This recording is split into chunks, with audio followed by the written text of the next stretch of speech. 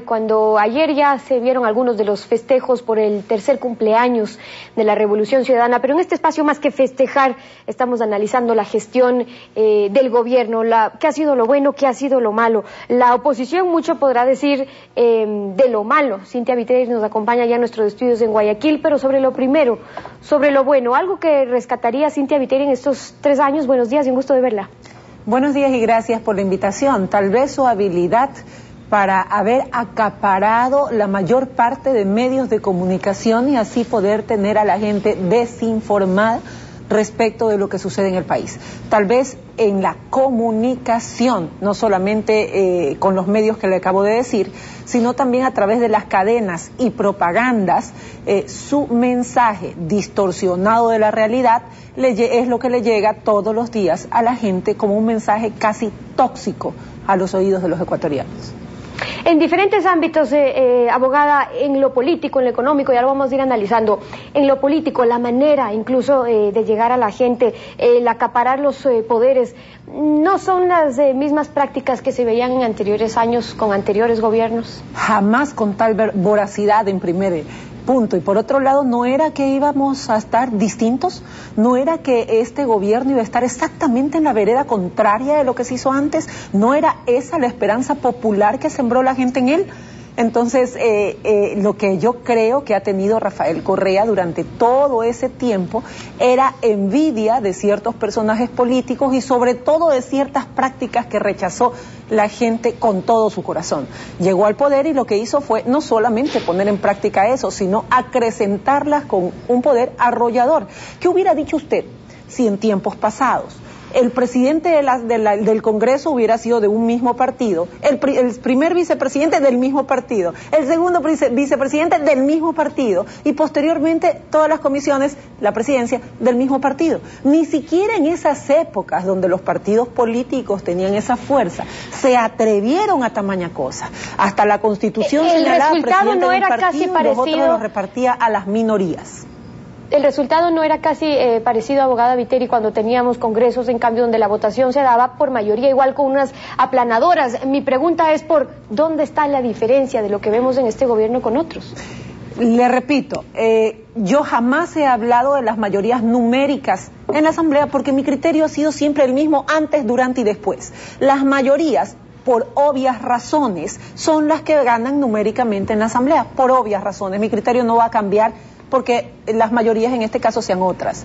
Las prácticas que ejercen esa mayoría, no a través de las votaciones, sino a través de un descaro absoluto como el que le acabo de poner, garantizado además por una constitución que ellos mismos hicieron, hubiera sido objeto de que, por ejemplo, Ruptura 25 se hubiera salido rasgando ahí sí las vestiduras a nivel nacional respecto de las prácticas cometidas, aquello de poner una Corte Nacional de Justicia a dedo, aquello de poner un Consejo de la Judicatura de la misma forma, Fiscalía de la misma forma, el Consejo Electoral de la misma forma, la Corte Constitucional, que de un día para otro se sacaron el disfraz y pasaron de ser tribunal a corte sin que nadie diga nada. ¿Sabe cuál es el problema aquí, Estefi?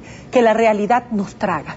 Día a día, los ecuatorianos amanecen con noticias de hechos de corrupción tan grandes que al leer uno, el otro ya se les olvidó y pasan a otro, y lo peligroso es que nos estemos acostumbrando a que esa sea la temática de todos los días y que eso sea lo normal. Algo de lo que se jacta este gobierno es haber acabado con la partidocracia, con la esencia de los partidos tradicionales, que incluso ahora cambiaron sus nombres y fueron subgrupos para intentar verse diferente también.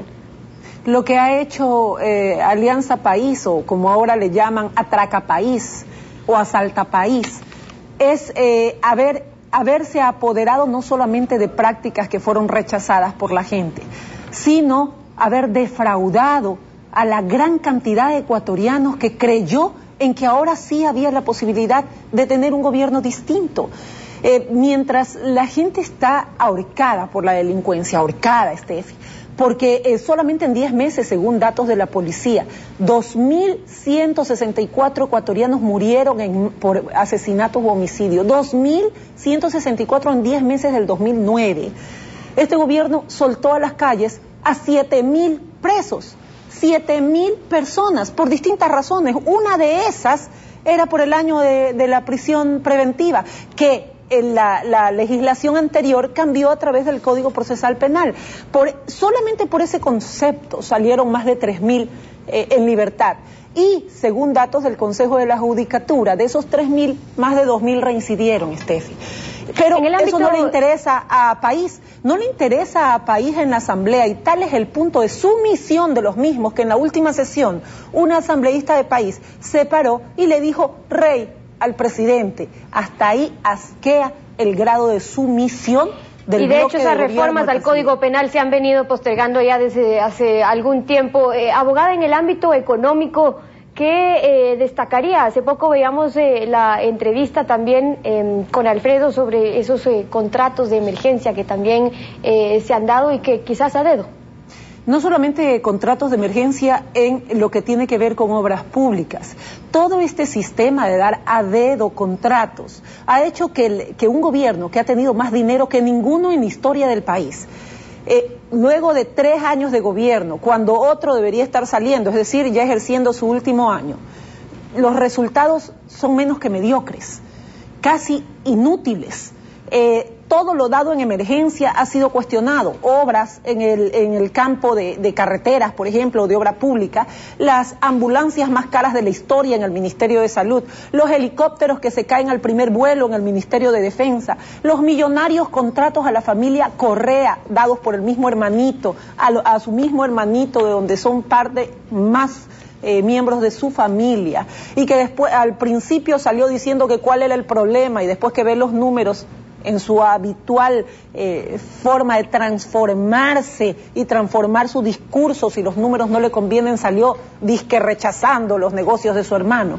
Cuando ahora la comisión que los investiga ha dicho que ni siquiera son 300 millones, Steffi, sino que hay contratos relacionados con la familia Correa por cerca de $1.000 millones, pero él prefiere seguir saliendo en sus cadenas sabatinas, confundiendo a la gente a través de darles pan y circo, como en las mejores épocas de los emperadores romanos, que en esa época también gozaba de popularidad, Steffi, los emperadores. Hacia allá le iba a decir que aún en medio de estas acusaciones, denuncias de corrupción, la popularidad, o más bien la popularidad o la aceptación de la gestión del presidente sigue estando alta, a pesar de que ha disminuido según las últimas encuestas. Pero ¿no le parece algo por destacar de este gobierno, quizás por resaltar que se ha mantenido 3 años en el poder, a diferencia de lo que hemos venido viendo en los últimos 10 año? Y ojalá que se mantengan los 4 años, ojalá que él no haga tantas estupideces, si cabe en el término, que él mismo se auto expulse. Ojalá que se mantenga los 4 años de gobierno, porque esa debería ser la línea que deberían seguir todos los gobiernos dentro del Ecuador. Pero todos los grupos sociales, Steffi, que lo apoyaron anteriormente, están ahora absolutamente decepcionados. Mire lo que le hizo a los indígenas. No solamente era la ley de aguas y en medio de todo un discurso de participación ciudadana, que era lo que lo llevó al poder, que el gobierno es de los ciudadanos. Cuando los indígenas protestaron, el resultado fue un Shuar muerto. Y ahora el presidente de la República dice prácticamente que se suicidó o que lo mataron ellos mismos. Cuando ellos quieren ejercer su derecho a libertad de expresión, les cierra su radio y los chantajea, tratándolos de coimar, diciéndoles les vamos a dar otras frecuencias, claro, manejadas por el Estado. Habló de libertad de expresión y lo primero que hizo fue ir apoderándose de la mayor cantidad de medios y cerrando los que todavía estaban libres. Y lo hizo, y en sus últimas declaraciones dijo, basándose en una reforma legal que aprobó el Congreso, en el que el Partido Social Cristiano fue mayoría en 1995, una ley de la dictadura, pero que luego fue reformada en 1995, permitiendo que se puedan cerrar y clausurar ciertos medios. Que luego aún cuando yo era una jovencita en esa época que de política sabía muy poco. Ahora me resulta extraño que algo que hizo la dictadura y un partido al que él está permanentemente rechazando. Y que lo reformó el Partido Social Cristiano. Así dice en esa época que le repito, cuando yo todavía era muy jovencita y estaba en colegio. Él sea quien le rinda pleitesía a una ley hecha por la partidocracia, que nunca aplicó la partidocracia, pero que él aplica a carta cabal. Y no solo eso, sino que se jacta de ahora sí, inclusive en medios internacionales, como la frasecita que le dijo en su posesión a la ministra de Comunicación de Venezuela, que había que controlar a los medios. ¿Cómo es que le está haciendo la venia a leyes hechas por partidos que en esa época y actualmente él rechaza? ¿Cómo es que ahí sí le sirven esos partidos que no aplicaron esas leyes en su época y que él le viene a pie juntillas, le viene al dedo las leyes hechas, abogada, que según él debería dejarlas de lado y no aplicarlas si fuera coherente en su discurso?